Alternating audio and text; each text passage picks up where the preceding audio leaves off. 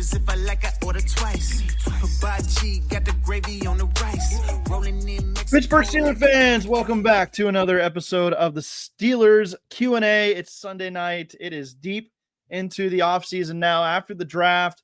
Man, we've got some things coming up, but it's starting to slow down when it comes to Pittsburgh Steelers and NFL football. But that's no matter. We've got you covered here on the Steel Curtain Network, part of the Fans First Sports Network. I am Jeremy Betts. Glad to be here with you. Welcome to all those who will tune in via chat, via YouTube, Facebook, and X, wherever you're tuning in from. Be sure to get your questions and comments in so we can talk about those. This is the Steelers Q&A. We're going to answer as many questions as we can get to tonight. And to do that with me, I've got a brand new guest, somebody you've probably seen writing for us on steelcurtainnetwork.com, a guy with great insights into the draft and into individual prospects. A lot of good work coming out from Archie Wilson, the newest member, I would think, I believe, of the Steelers, of the Steel Curtain Network. And Archie, you told me before the show, this is your first podcast experience, but we're so glad to have you, man. I'm pumped to do this with you. And so welcome to the show. How you doing tonight? Awesome, man. Thank you very much for having me. No, seriously looking forward to this, just talking some ball and getting on and talking with you here. Often listen on a Monday for me it is. So looking forward to it. Good deal, man. Yeah. So tell us a little bit about yourself. Tell us where you're at. Tell us what got you into following the Pittsburgh Steelers, and just introduce yourself to us a little bit here. Yeah, man. So as you can probably hear, probably not your normal accent of an American football fan. So Sure. I'm here from New Zealand. I understand we've got a few people from Australia that have been on the Steel Curtain Network, but just a bit further along the Tasman from New Zealand. Yeah, so Good deal. love the game, but it's obviously it's not quite as big over here as it is around the world. We're more of a rugby nation, if you know rugby at all. Mm-hmm. Yeah, man. I get to sit down and watch a little rugby every now and then, and I'm not going to say I understand everything that's going on, but I like big guys running into each other. I that was my draw to football in the first place. So it's always fun to get to watch different sports like that. absolutely. Yeah, so fairly similar. And that's, I think, kind of my fandom for rugby turned into looking around and seeing other sports, and then came across the Steelers. I came across the sports news at home. It was the Packers versus Steelers Super Bowl. I remember the logo, and so from ever since then, I've always been a Steelers fan. So, yeah. Good deal, man. Well, we're excited to talk with you tonight. And, from reading your writings, it sounds like you love diving into the nuances of player development, of roster building, the details of these prospects and things like that. So have you always kind of been into the draft? Is that something that is kind of your wheelhouse, or where did you start with football? Yeah, man. So the draft's probably my favorite day of the year. Obviously, I haven't had a Steelers Super Bowl, but for me, the draft is like Christmas essentially. I love going in, watching tape on all the players and getting breakdowns in and see if I'm right on a player or if I'm wrong. But then also just to see who my beloved Steelers bring in. It's an awesome time for sure. Absolutely. Do you have a college team that you follow? Yeah, so that was one thing I did struggle to kind of choose a college team. I suppose the Steelers came to me more naturally, but I've landed on the Gamecocks, South Carolina. All right. Yeah. Hey, they're my southern neighbor here. So yeah, no, absolutely. So exciting year ahead with Lenora Sellers at the helm there. So I might have a bit of bias to him, but yeah, I think he's going to be pretty special. Yeah. Man, if he were to become a Steeler next year, that would be something else then for you. Absolutely, dream come true. That would be for sure. Yeah, I'm a big Buckeyes fan. I grew up a Georgia fan, but I married into a Buckeye family, of Ohio State family, and really taken that on over the last few years. And so my dream was Justin Fields, and didn't work in the draft, but he ended up coming to Pittsburgh, and I was like, man, we got to keep this guy around. They didn't do it. That's all right. The Steelers have moved on, and a lot of the questions we get on this show, and I've got some in the chat already. We'll start talking about these. Is what are the Steelers going to do at quarterback this year? What is our pick at quarterback? And so let's just start with the first question about it. Eric Weidman, one of our regular listeners here. Is Rodgers signing or not? Archie, I don't know if you have an opinion on Aaron Rodgers, the player, whether you think he's going to sign in Pittsburgh or not. But what do you think about Eric's question here? Do you think Rodgers is going to be wearing black and gold before it's all said and done? Yeah, I mean, personally, I do think it will come to fruition. I mean, there's so many things you can read into, whether that was he was throwing with DK. I think the Steelers maybe not having as much urgency as drafting a quarterback early. Maybe they know something we don't. Who knows on that regard? But I think come training camp or whenever we're suiting up in September, he'll be a Steeler for sure. Yeah, I tend to agree with that.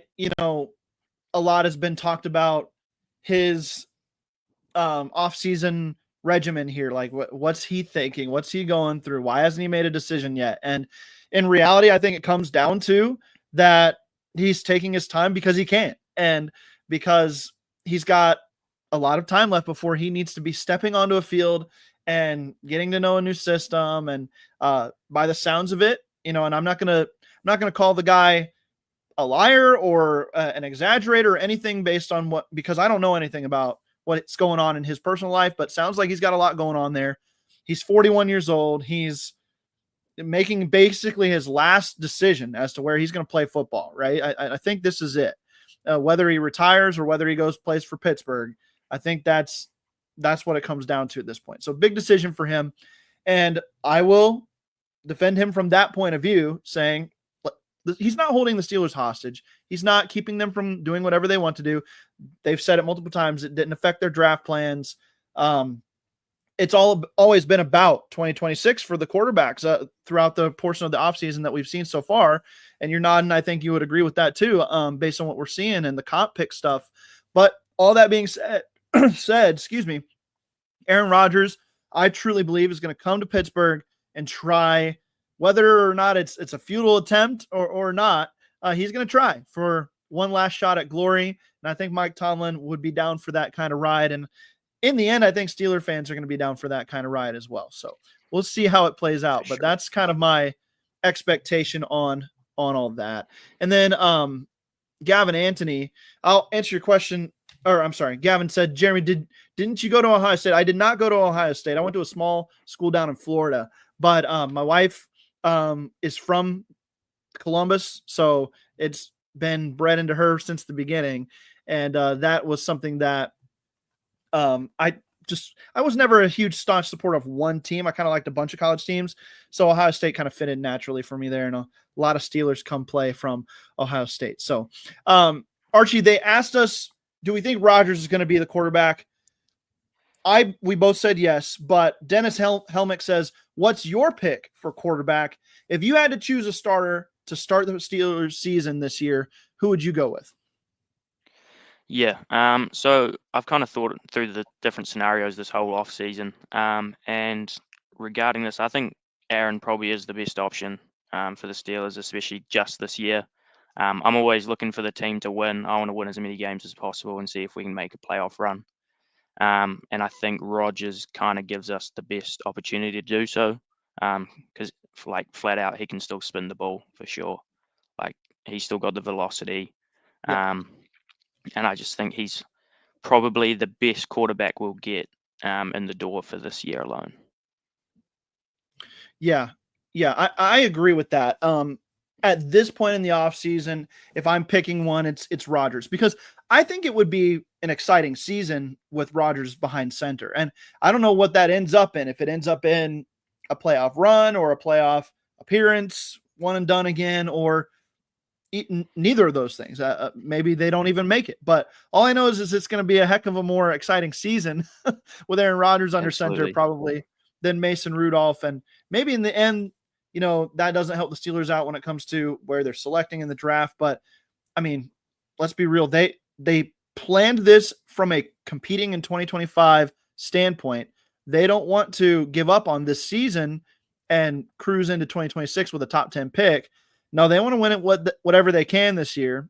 And with Rodgers, I think that at least gives you an opportunity at a division run to stay in the race with the Ravens and the Bengals probably this year. And so I think that that's the most exciting thing. Before free agency happened and all that good stuff, obviously, you know my answer. I would have been with Fields. I would have ridden with Fields. I would have paid him the $20 million to stay in Pittsburgh. I might even bump that up a couple million just to make sure I lock him in. Because to me, he had enough upside to where you could see what you had in him this year. And if it didn't work, you had no qualms about moving on. But if it did work, then maybe you save all those picks and just build a real nasty roster next year. So they didn't do that. I don't think Fields wanted to come back in the end. But that would have been my play earlier in the offseason. Unfortunately, that is not in play anymore for the Pittsburgh Steelers. Absolutely. Yeah. Archie, let's talk about, while I'm looking for some more questions here, let's talk about the draft class, since you've had some articles come out about it, evaluating some of these players. You looked at a lot of them beforehand as well. I don't know if you follow the Steelers Fix with me and Andrew, where we talk about a lot of these guys and the Draft Dynasty podcast, but how did you feel about the class overall? Who was your favorite pick, et cetera, about the draft? Yeah. So the draft, like, I know a lot of fans that I saw on X or Twitter, whatever you want to call it, they weren't super enthused about the draft because it wasn't super flashy. But I don't think that's really what the Steelers needed. Like, it's a weird way to put it, but it was kind of like eating your vegetables this draft, if you know what I mean. Like, it's not super nice, but it's just like really good for you. So like taking Harmon early doors, filling probably the biggest need outside a quarterback on the roster was huge, I think. And to get a guy that's kind of in the prototype of the Steelers, with his size and length and athleticism, I think that was a great pick. And then I think my favorite pick was Caleb Johnson, the running back out of Iowa. Same. I think. Yep. Yeah, he's special, man. Like, he can move pretty well for a big guy. His vision is probably second to none in this class, honestly, and just the scheme fit is off the charts for the Steelers. So getting him at 83 was unbelievable value as well. I thought he was a early second round talent personally. So I think it was value and just filling in needs was kind of the idea, right? Yeah, and I think they did a great job of mixing that well, need filling with value. I didn't feel like anybody was too crazy a reach. That you might say Waya Black was, like, from consensus board look to where they took him, might have been the biggest reach, but at that point in the draft, you're talking about fit, you're talking about role type players that you think can absolutely step in and be a help to you early without too much development. And then you are also looking for those guys. It's like, man, this guy's got all the traits. Maybe he just needs a couple years to sit behind somebody and get better, learn the game, get used to the speed of it. And I think a guy like Carson Bruner falls into that category, where you saw a lot of things you liked out of him. Dante Kent as well. Saw a lot of things you liked out of those guys. But if you had to plug and play them right now, you'd be pretty nervous about what they're going to give your defense. But down the road a couple years, maybe they step in and are something that can help you out and be intriguing at the very least. So, but the first through 6 rounds, when they drafted Will Howard, I thought that was good value there too. And you could start to see the Steelers' plan coming together. Let me ask you about Will Howard. We had a question about Howard in the chat, or a comment about Howard in the chat, and then a question saying, could Howard be the next Brock Purdy? And my thought was, they're totally different players, but when it talks about what they could provide for your team down the road, do you think Howard has starter upside and plus starter upside that would get a big contract potentially down the road from a team?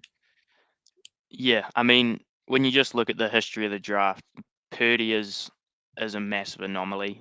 So making that comparison is always tough. But Right. Howard, I think value wise, he was a third round quarterback, fourth round quarterback, especially if you look at the tape from his run through the playoffs. Like, it's pretty unbelievable. And I know that he's got all that talent around him with Jeremiah Smith and Emeka Egbuka, and that line in the defense, but still, like, he's the guy making the throws, making the decisions. And I think the cool thing about him is he's like a pro style quarterback. Like he made audibles at the line. He did his own protections. And if you were interested, I'm not sure. Have you seen the John Gruden video with him? Yes, absolutely. One of my favorite things I've watched all offseason. Absolutely. Yeah. So if anyone watching this, I would strongly advise them to go have a look at that video later on. You could see Gruden was like really into the way Howard was able to diagnose like plans and plays and just like Mhm. his command of an offense. Yep. And then when I like watched other quarterbacks that Gruden was with throughout the process, there was definitely a different level of respect, I suppose, for the way Howard kind of carries himself. So that's something that really interests me is kind of the intangibles, which you could relate to Purdy. I think is kind of where I sit on that.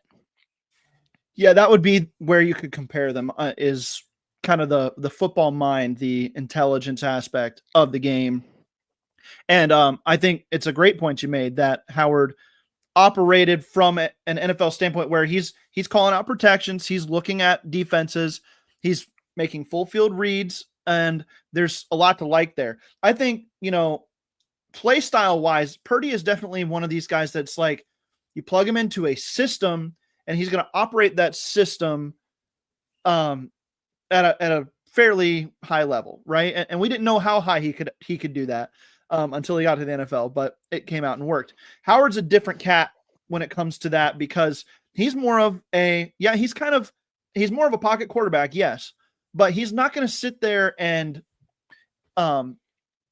just win by feeding the scheme. I don't think he's going to try to make plays outside of structure a little bit. He's got a bigger body. He likes to run around a little bit more. He's not quite as hit the back foot and throw like a lot of these guys want their quarterbacks to be, which is why I think Shanahan was really intrigued by Purdy and made him their final pick that season. Howard's not necessarily that kind of guy. He's still kind of a see it, throw it guy, but I think he can improve. So I have expectations of him to be a good long-term backup with some upside. Mm-hmm. And Yeah, if you can absolutely. get that upside and hit that upside, I think that there's an opportunity for him to be something, but not at the expense, Archie, of going out and getting the guy in next year's draft, unless, of course, he jumps in and has a Ben Roethlisberger type season this year for an injury or something along those lines. So that's an intriguing thought process there. But let's see here. You already mentioned your favorite pick, Archie, was Caleb Johnson. I echo that as well. I could not believe he was still there when the Steelers took him. I about had a shouting match in my in my house. It was a lot of fun. I don't know if you were on the live stream when it happened, but I was pretty excited about that awesome. one. But yeah, it was great. My other favorite is just Derek Harmon. I just fell in love with the player throughout the process. Really good guy. And really good player. Let's see here. This is a good question. Another one from Dennis Helmick. How will the wide receiver room do if we don't get Rodgers? So I think this is an intriguing question because you've got two massive personalities there now. You've got a young group behind him that's a little bit inexperienced when you're talking about Roman Wilson and then Calvin Austin coming off his best season. He's looking like a player there. But there's not a lot to hang your hat on beyond the first two guys. So how does this wide receiver room do if they don't have the do-it-all quarterback back there and they're relying more on a Mason Rudolph or a Will Howard to get things done? Yeah, no, it's interesting, certainly, because it's almost like if you think about the way that DK, Metcalf, and George Pickens play, you could see when Mason Rudolph stepped in towards the end of that 23 season, the way Mason plays like kind of suits the deep threat wide receiver a bit, big play quarterback, I suppose Mason is. So from a fit standpoint, you could maybe argue like Mason's almost a better fit to fit the styles of the two wide receivers. But just from Rodgers, I think he's just got the ability to maybe make throws that others can't in the QB room. And I think we might be able to see a little bit more of George Pickens and DK over the middle with Rodgers at the helm, which is kind of something we haven't seen from Pickens just because most of our quarterbacks are thrown outside the numbers. and that middle of the field is basically blocked off. So it'll be Yeah. interesting to see if there's maybe some untapped potential from the likes of Pickens going forward. So yeah, and Yeah. then And I think. Oh no, go go ahead. ahead. You go. No, you're good, man. Go ahead. Oh yeah, no, I was just gonna say, and then with the rest of the room, like I really like Calvin. I think he's turning into like a real NFL quality player. And Robert Woods, I think, was a nice acquisition there after the draft. Sneaky, I think he's a kind of a power slot, can block, and just a legit veteran in the room to kind of help Yeah. DK, who's probably going to be the alpha in the room, I suppose, along the way. So, and then obviously you got Roman Wilson, but I don't have super expectations for him, just because we haven't seen anything from him yet. So, I think that's possibly the best way to Yeah. take that Yeah. on. And there's not a lot of pressure on Roman Wilson either after you've got all these guys in here. So that probably helps him a lot. And I remember a couple years ago with Calvin Austin, after he missed his whole first season basically due to injury, we were thinking the same thing. Another one of these speed guys that the Steelers aren't going to make work, and probably just never going to be a real fit in the NFL. He's more of a gimmicky guy anyway, and then kind of settles into a role, and they used him well. And I think that's the thing I like about this wide receiver room is everybody's got a role. And for those who would say DK Metcalf and George Pickens, they feel like similar players. They're not. They don't do the same things well. DK Yeah. Metcalf is definitely a run after catch guy. He's a over the shoulder deep ball specialist. George Pickens is a hands catcher. He goes up and gets those 50-50 balls. He's kind of a box out body type where DK Metcalf tries to win. Like, I mean, with the physicality, obviously, of that he brings to the table, he wants to win like Calvin Austin wants to win, where you just running by guys and running around guys. That's how DK wants to play. It's kind of like if Chase Claypool had worked, right? That's what I say about Yeah, DK absolutely. Metcalf. But yes. Any other thoughts on the wide receivers there? No, I just think it'll be exciting to see how DK and George kind of fit. And then the mentality within the room will be interesting to see how it goes out on a Sunday, I suppose, to see if we can keep cool heads and let the talent on the field do the talking. That'd be awesome, I think. It would, and I'm excited for it. Somebody mentioned earlier, I'm trying to find it here, where they said that they really like the roster. Outside of quarterback, it's a really good roster, and I think that that's really the case. And it might be just fine once you get Rodgers in the building too. So we'll see how that all plays out. But for now, we're going to take a quick break. For those listening via audio, if you're watching live, we're not going anywhere, but give us a second here on the audio side, and we will be right back with more of the Steelers Q&A. All right, and welcome back to the Steelers Q&A. It's a Sunday night for me. It's a Monday morning for Archie Wilson over in New Zealand. Archie, thanks again for hopping on the show with me. We're having a good time. Let's get to some more thoughts here. But before we jump into some questions, the NFL schedule release is coming up in just a couple weeks now. That's exciting for me. I know a lot of people are like, why does it have to be this big deal? I enjoy it because then you get to start to see how the season's going to play out. And we already got a little bit of a tidbit of information. If you believe Pony, if you believe Andrew Filipponi, which I think last year he got some of the early stuff right. So there's a few things that he's right on. But we got our first tidbit about the schedule. Steelers look like they're going to be playing the Vikings in Ireland this year. And a really neat opportunity for the fans in Ireland, a really neat opportunity for the Steelers. However, the last time they played the Minnesota Vikings overseas, it didn't go so well for them. What do you think about that matchup if that's the case? Look, if that's the case again, I mean, the Vikings are obviously a hell of a team right now. I mean, they've got the head coach, they've got Jefferson, who's obviously a problem outside. But I think I was listening to Cam Haywood's Draft Live show that he was doing, and he was talking about how the team went over real late last time. So maybe they might have gone the Friday before. So I think it might be worth their while to go earlier, because I remember him saying the Vikings were there just about all week and got acclimatized. So it's awesome. It'll be an awesome experience for fans traveling to Ireland, and then the players getting to experience that. It doesn't do me too many favors because it'll be a 2 a.m. game or a 3 a.m. game or Right. whatever. But it'll be cool. Yeah, it'll be an awesome experience for all involved, I think. Yeah.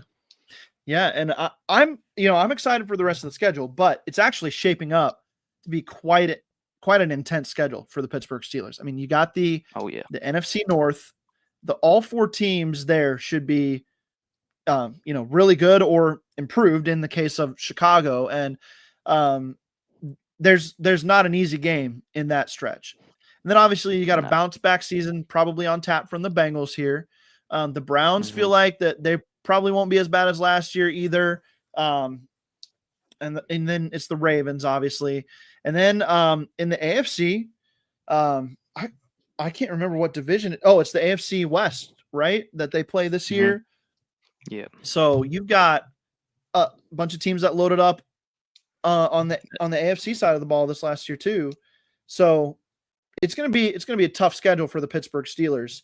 And I think that when you look at it, does anything stand out to you how the Steelers might be able to navigate their schedule this season, or any matchups you're looking forward to in particular? I mean, obviously, I always enjoy the divisional games. Obviously, the Ravens are the ones I look forward to the most. But then, yeah, I think, as you said, there's going to be no easy games for the Steelers this year. I mean, even if the Browns look like the weakest in the division, it's still divisional football. So, you just hope you don't catch them on a Thursday. Otherwise, we might have some issues there. But, I haven't looked and circled any games in particular outside of the Ireland game. I'm looking forward to just to see the Steelers out of the country. Will be fun again. And then, obviously, Steelers-Raven rivalry is pretty special every time it comes across. So those always stick out to me. How about you? Yeah, absolutely. And I was wrong about it. They're playing the AFC East this year, not the AFC West. It was the AFC West this last year. So my apologies there for the confusion. But again, that's another group of teams that are improving. And you think about the New England Patriots. They had a really good draft, and they've got their quarterback now, it feels like. So I think it's going to be some of these games, Archie, that the Steelers have traditionally struggled in late in the year under Mike Tomlin. These big opponents that you're going to have to play in the playoffs. How can they handle those teams? And I'm not even necessarily talking about the NFC squads. I'm talking about those AFC bad boys like the Bills that you're going to have to play. And you've got some up and comers like the Patriots, and you've got a revenge game for Justin Fields and the New York Jets. That's going to be a fun one, and kind of a mini rivalry going between those teams. I think this will be the third year in a row they've played each other. So those are kind of the things I'm looking forward to. And and then you look at the NFC North opponents, and North versus North this year. These are the two best divisions in football over the last few years. Last year, the NFC North kind of took the crown there, but the AFC North looking to take that crown back. So we'll get to see all four of those teams head to head. That's going to be appointment viewing, even if you're not a fan of one of those teams. Man, for sure. I mean, just big matchups across the board for the Steelers this year. And I think it all comes down to staying healthy is the first thing. I really want them to see if they've kind of been able to fix any of those soft tissue injuries that they've had along the last few seasons. So it'll be interesting to see if those numbers come down at all. But yeah, like as we saw, and I just hope we don't get a schedule like we did at the end of last year. I'm going to the playoffs with the 3 games in 10 days against maybe the 3 best teams in football. So, that was brutal. Absolutely. Yeah. And sure. I always ask the question too, if you're a fan of a team, do you want a front-loaded schedule where it's like all the good teams you play up front, or do you want it back-loaded when all these teams are in their groove, right? And I think it works to your advantage and disadvantage both ways. Absolutely. Advantage maybe on a front-loaded schedule is you can hit some of these teams while they're figuring themselves out, while you're figuring yourself out, and have a nice feel good stretch at the end of the season where you can prep for the playoffs and feel confident going into it. And then carry there's some also momentum. the flip side of it where you say, man, we want to know where we stack up with some of these really good teams. And the Steelers found out last year. I don't know how they'll find out this year, but this schedule is going to be tough from top to bottom. Yeah. Any thoughts on what you would prefer there, front loaded or back loaded schedule? Yeah, no, it's certainly interesting because obviously you could take momentum into the playoffs if you are looking at getting a playoff berth there. If you have the front-loaded schedule, and you might be able to steal a win away from a team that you're an underdog against, just blowing off the cobwebs to start off the season. But then again, you could say if you have a back-loaded schedule, and imagine the confidence you'd taken if the Steelers had managed to take two wins out of those 3 games into the playoffs, or even one, just knowing that they could, take on one of the big dogs in the league and come out with a win. So I think both definitely have their advantages and disadvantages. So I think it's just how the team navigates either scenario is kind of how that'll come out in the end.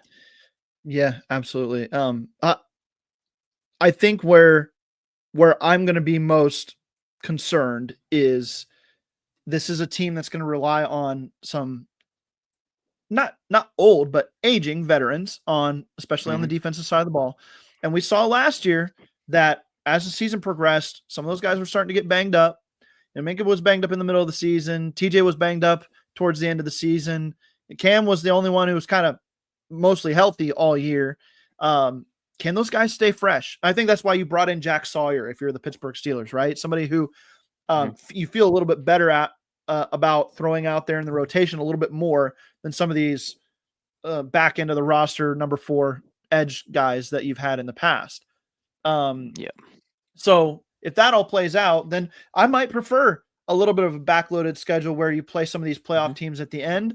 But then again, Archie, let's not have, like you said, the 3 games in 10 days thing again. Let's spread that out a little bit more. That would feel a little bit better to me. Absolutely not. Yeah, for sure. All right, we've got a couple more questions here that we're going to get to, and then I've got some fun ones at the end for you, Archie, just to get gain a little bit more knowledge about the kind of fan you are and what you like to watch when it comes to football. But let's get to some of these questions real quick. Afton Forred, one of our super faithful listeners here, she is basically on every show. Afton, thanks for your question. Are there any positions you really want them to get deeper at heading into camp? I'll open the floor for you here. Yeah, no, so I kind of wrote an article recently just about some of the positions I thought they might address in the draft, but didn't. And one of them was wide receiver, but with Robert Woods, I suppose you could say that's decent depth to add in there. And then the other 2 positions I spoke about were guard and corner. So I just felt that when I was looking back at the roster last year, you had James Daniels, Sam Alou, Mason McCormack, and Spencer Anderson. So you had 4 NFL level guards from what we know now on the roster. Now, when I'm looking at it, it feels like you might have, maybe you've still got McCormack, Sam Alou, and Anderson, but you don't have that 4th guy. Maybe that's got a whole lot of NFL experience, or maybe it wasn't a young guy that you could kind of let grow for a year like McCormack was supposed to be. So I was just maybe thinking they might be able to find another guy to provide some competition to the likes of Anderson and McCormack through the camp. Yeah, and you mentioned in that article that you were kind of surprised the Steelers did not draft a guard somewhere in the draft, and I was surprised that too. I felt like the 4th round where they took Sawyer was kind of the sweet spot for that. But obviously, with him still on the board, they liked him enough to where they felt they couldn't pass up that value there. So it was kind of surprising to see them not address it at some other point in the draft. To me, that means that they feel like they can grab a guy on a cheap deal as you get closer to training camp or closer to the doldrums of the offseason from the free agency pool still. And there's some guys who you wouldn't mind being your 5th guy on the offensive line especially if McCormick starts to struggle or there's an injury. I still think they could use another guy to plug in there at swing tackle too. So I agree with you. The offensive line is probably not done. And I think they've got over $30 million in cap space still. They won't need more than about 12 or 15 to sign the rookie class this year. So they've got some room to play with to go get some more positions. Absolutely. Yeah. So yeah, just the line really. And that was just the biggest surprise to me just because of how much attention they've put into the trenches that they went away from the line there. Yeah. Right. Yeah, exactly. So an interesting change of pace, change up for the Steelers there, but not one that I was necessarily bummed about, but it was just not something I was expecting. So Yeah. because I like the Exactly. guys Yeah. that they brought in their place. Absolutely. All right. We've got another one here from John S. Do they need a more physical slot guy? Can DK play that role along with being a deep threat? And they brought in Robert Woods. He kind of figures to be that guy. I think you can put Ben Skoranek there as well if you want to get deeper down into your group. But I do think that Arthur Smith is going to be able to mix and match these guys all over the field. You saw George Pickens play a little bit in the slot last year. I wonder if he might be more adept to that role with DK handling the downfield X receiver threat now, and let George Pickens work in the middle of the field some. What do you think about this question? Yeah. No, I tend to agree with that as well. I think George maybe brings a bit more from a route running standpoint than DK. DK is just a pure physical specimen that will beat you with his pace and physical tools, whereas I think GP can kind of put defenders in a bind with maybe some route running that we haven't seen on tape a whole lot. And I know it's just off-season videos, but it looks like he's been really working on some route running there this off-season. So it'll be interesting to see. But yeah, I think the other thing is that DK, he's obviously always been on the outside, but he's never had another guy on the roster that could maybe dominate on the outside as well like him. He's kind of had Njigba, who's Smith and Jigba, sorry, that's a slot, and Tyler Lockett, who kind of also works on the inside a little bit. So maybe they do try him out a little bit just because GP can also work out on the X as well. So it will be interesting for sure. Yeah, it is funny. DK has always been paired with kind of a smaller bodied receiver, and Jackson Smith and Jig was not small, but he's not a big X receiver, right? So there's some ways they can play it. And I think the other guy we had to factor into the big slot, quote unquote, equation is Freiermuth because of his versatility. So I think that the Steelers have answers to the questions on the test when it comes to guys that they can line up at all these spots now that they have DK Metcalf in the building, which is kind of why I thought it never made sense to trade Pickens without a replacement for him directly in place, because DK Metcalf was not his replacement. He was an addition to this wide receiver room that you needed. If you were gonna get rid of George Pickens, you were gonna need to replace him with a wide receiver 2 caliber player. And unless they were going to draft Matthew Golden in the first round, that probably wasn't happening in this draft either. So it made sense when they weren't getting the right offer for him that they stick with him. And maybe, just maybe, he's a guy that gets an early extension this offseason. I think that's in play still, potentially. And in any case, I like the Steelers at wide receiver a lot more this year than I did last year. Yeah, certainly one of the better rooms in the last year for sure. And I think you can argue it's one of the better rooms in the NFL now, with your 2 headliners in the room, plus you've got an ascending Calvin Austin, and Roman Wilson's a bit of a wild card there as well. So yeah, it's exciting for sure. And low key, that's why a part of the other reason why I want Rodgers here. I want those guys to have fun this year. I want to take advantage of them. And the other thing is, like, my other argument for Rodgers has always been Rodgers went to New York to be the savior of the Jets franchise and lead them to the promised land. That's not why he's coming to Pittsburgh. If he were to come to Pittsburgh, he's coming here to compete one last season, not be the face of the franchise. Yeah, he's gonna get a lot of press because he's Aaron Rodgers and he's a quarterback. But Mike Tomlin's the face of this franchise right now, and Cam Hayward and TJ Watt. Aaron Rodgers would be 4th or 5th down the totem pole of guys that they're clamoring to ask questions to at the end of a win or a loss. And so that has to feel comforting to him on some level. And then to have 2 or 3 guys now in this wide receiver room that you can just kind of throw the ball up to and let them make plays, that's feel pretty good if you're Aaron Rodgers as well. Absolutely. All right. Let's see here. John S. also asked, do you think the NFL will make the Christmas games a constant team like the Lions and Cowboys for Thanksgiving? Could the Steelers be the Christmas team? I think we had heard that the Chiefs were kind of pushing to be the Christmas team. I had heard some rumblings about that. But it sounds like there's going to be multiple teams every year on Christmas now. That's just how they want to play the schedule because of how big a deal it was for them last year. So I could see the Steelers being a part of that since they're a high-profile franchise. How do you feel about the holiday games, though, specifically for the Steelers? Would you like to see them as kind of an every-year Christmas team? Yeah, no, it is interesting for sure because you are one of the most historic franchises in the league. So you're going to bring a lot of attention, and the NFL is obviously just finding more and more ways to bring in revenue, whether that's through international games. An extra game on the schedule even could be in play in the future, and then kind of taking Christmas from the NBA, it seems. So I think seeing the Steelers on Christmas, it'll be cool for sure. Did we have a Christmas game this year, I believe, as well? Yeah, we did. Yep, that was part of the rotation. Chiefs, It was the Chiefs on Christmas. yeah, Yep. yeah. So just another high-profile game. Lots of eyes on the Steelers. It's always good. Yeah, enjoy primetime matchups for sure.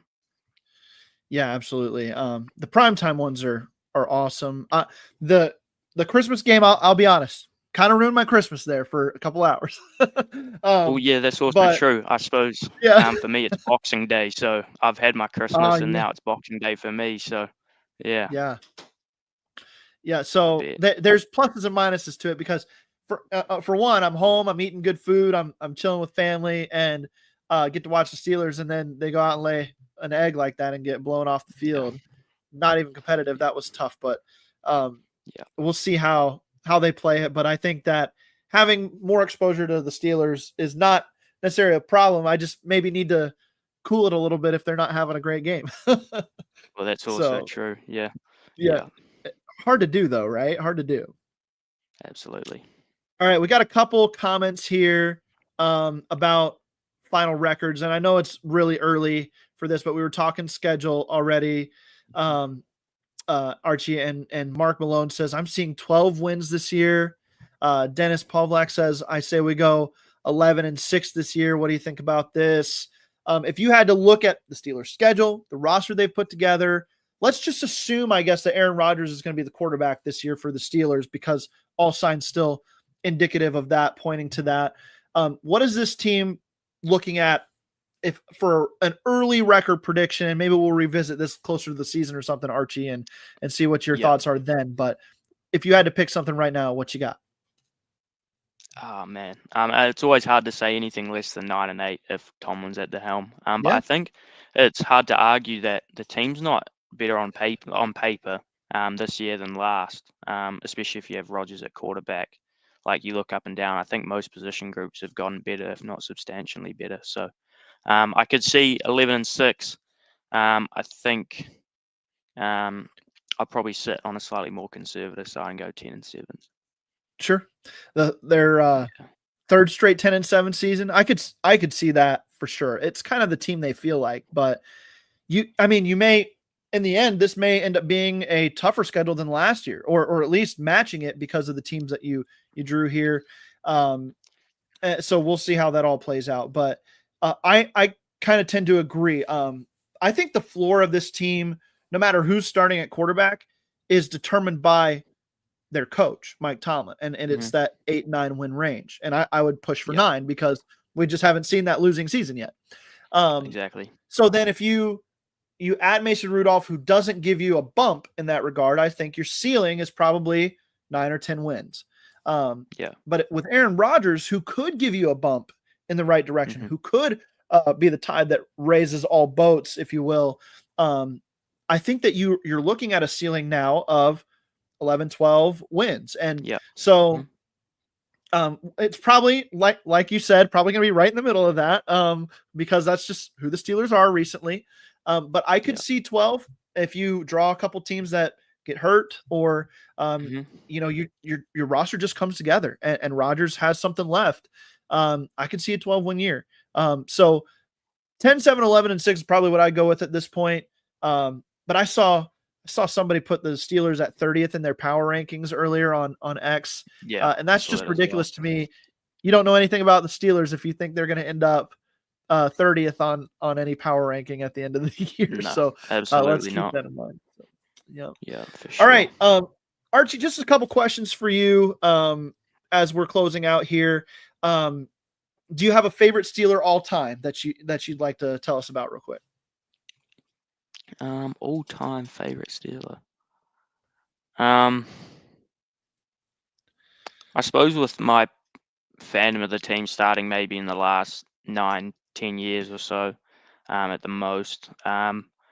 Of kind of the back end of Ben's career, Sure. a bit of Antonio Brown, but I'd say my favorite on the current team um, is has been George Pickens. I know Okay. he's caused Yeah. a lot of issues, but it's just he was one of my guys coming out of that class that I really wanted the Yeah. Steelers to get. Like I would have been happy with him in the first round. I just thought he was that talented. Um, but to get him, and especially once you've kind of like named someone like your guy, you know what I mean, Yeah. in that draft process, and they land with your team, you kind of turn a blind eye to maybe some potential issues. So I've always been a big Sure. fan of GP in his game, um, Yeah. even And though talent. he's certainly caused some issues. Right. Yeah. Talent does that too. You can turn a blind eye to some issues for talent sake. Steelers Hmm. did it with Antonio Brown for years. So, um, Yep. good stuff there. It if you let's see, if you were not watching the Steelers, okay, Hmm. what's another player out there that you just love to watch? It can be anybody, but do you have a player or a team that you just love to watch if it's not the Pittsburgh Steelers? Easy. So as a player, Brian Branch, I just love the way he Okay. plays the game. Um, I think he could be a sneaky defensive player of the year, level talent. I couldn't believe he fell into the second round as he did, and the Lions got his hands on them. He just flies around, makes plays, um, hits you hard, and just he's just a flat out baller. I think so. He's always good to watch. Absolutely. Um, and then from a team standpoint, um, I think I'm going to enjoy maybe watching the Bears this year. Oh Um, yeah. I That's it. like Caleb Williams, so I wouldn't mind seeing him succeed. And then they just got a lot of offensive talent, so it'll be exciting to see if they can put it all together. And then obviously Yeah. with the new head coach Ben Johnson, it's an exciting pool of talent there for sure. It really is. I've been pounding the table for the Bears this offseason, and a lot of people have. But there are some people who just don't like Caleb Williams too, and whether that's just personality or what, there's a lot of people who just don't like him. But I think that he's ready to take the NFL by storm this year with that head coach and that cast of Yep. characters, a better offensive line in front of him. So watch out there. The other team I'm pounding the table for this offseason is the New England Patriots. I Yeah. If I had to pick the team that was nowhere close to it last year that's going to make the playoffs this year, I'd pick the Patriots. That Absolutely. head coach bump that they're going to get from Vrabel in and of itself Hmm. is worth 3 or 4 more wins in my opinion. Yeah. And then if you add the talent and another year with Drake May, getting things done, and Josh McDaniels is the offensive coordinator there. He's not a Hmm. good head coach, but he's a darn good offensive coordinator, especially for Yep. quarterbacks. I think that team has a lot going for them, and I think when it's all said and done, they're probably the second best team, excuse me, in their division. Miami's I can see regressing this year, and then the Hmm. Jets. Who knows what the heck's going to happen with the Jets? But the Patriots, to me, could be a riser team there too. So Yeah. it's going And to be they had fun, an and Steelers awesome get to play draft for both of those sure. teams this year. Yeah. Yeah, awesome draft. Yeah, and the Pats, So, I think they won the draft, honestly, like grade yeah, wise. I think getting Will Campbell was awesome. And then Kyle Williams out of Washington State. yeah, I think he's a fun pretty watch. certified baller as well. Absolutely. One of the better route runners in the class. I He think was one of your maybe out guys there with too. I saw Golden. one of your articles. Yeah. Nah, huge on him. I wouldn't have Yeah, minded him at in the third round as well. But Yeah. Caleb Johnson obviously was my top guy there. Yeah, absolutely. All right. Who's your most hated Steeler rival? Who do you hate the most of the Steelers rivals? Ooh. Probably the Browns. Okay. And more so just Of because course. whenever we lose to them, it's just even more frustrating because we should beat them every time it happens. Yeah. But then we've just had some frustrating losses to them in recent memory. And I kind of, in a weird way, have a little bit of respect for the Ravens and the Yeah. talent that they're able to bring in. And I think he's like a pretty solid quarterback. Like he's a baller as well. So I think Right. I don't have a lot of. Obviously wasn't around to watch all the big Steelers Ravens rivalries, so I don't have the feel of what they were like essentially. But Sure. just based off recent memory, the Browns it's just frustrating, Yeah. for sure. I feel you there. The Browns are always a good choice. Nobody's gonna yell at you for it being the Browns. That my wife is a Browns fan, and she's trying her best to get my little girl to be a Browns fan too. And she's already Okay. messing with Daddy. She says, "Go Browns, stinky Steelers" all the time, and it makes me Ooh. really upset. Yeah, that's tough. But That's tough for sure. I'm gonna say it's the Ravens for me, just because I was hard and heavy fan, as a teenager during the black and purple era, where the Hmm. Steelers and Ravens were just pounding the crap out of each other every week, and Yeah. the 2008 playoff game where Troy Polamalu takes the interception in for a score to close it out. Can't stand the Ravens, man. Can't stand the Ravens. Can't stand the Browns either. The Ravens, it's more like, bitter enemies. That's kind of the feel there. The Browns, it's like nobody likes to lose to little brother. That's the Browns. Yeah, So they make exactly. me angry when we lose to them. So I get you from that perspective. And then the Exactly. Bengals, it's like I don't know what the comparison for them is, but it doesn't bother me as much when we lose to the Bengals. So I don't know. No, Uh, they're kind of just here nor there. Hey? yeah, Yeah. yeah. So all right, good stuff, Archie. What you got coming up on the website? I really appreciate you coming on. I want you to give a opportunity to plug to the guys and gals listening in here what you got coming up, and we'll try to get you on another one of these sometime. Yeah, absolutely. Been lots of fun. So thank you for having me on. Yeah, just keep an eye out on the website. I'll have a few more articles coming out regarding kind of draft stuff, because that's kind of, as we're talking about, my wheelhouse when it comes to Yeah. the Steelers. So keep an eye out there. But appreciate you having me on, man, and I'll look forward to whenever I next can come on. Absolutely. Stay tuned to the Steel Curtain Network, to fansfirstsports.com for everything coming up. We're going to keep you covered throughout the doldrums of the off season. We'll find stuff to talk about here so that you have stuff to listen to and read. And Archie's a big part of that on steelcurtainnetwork.com. And then you can follow me on X at the Bets93. Archie, you're on X as well, right? Where can people follow your account? Ooh, I just find that. That's okay. It is A Wills_Steelers. A Wilson _ Steelers. Is that what you said? A Wills, so AWIELS _ Okay. Steelers. AWILS _ Steelers. Give him a follow on the old Twitter X app, and stay tuned for more. Archie, thanks again for coming on, man. Thanks to all the listeners. We appreciate you. We will talk to you next time here on the Steelers Q&A.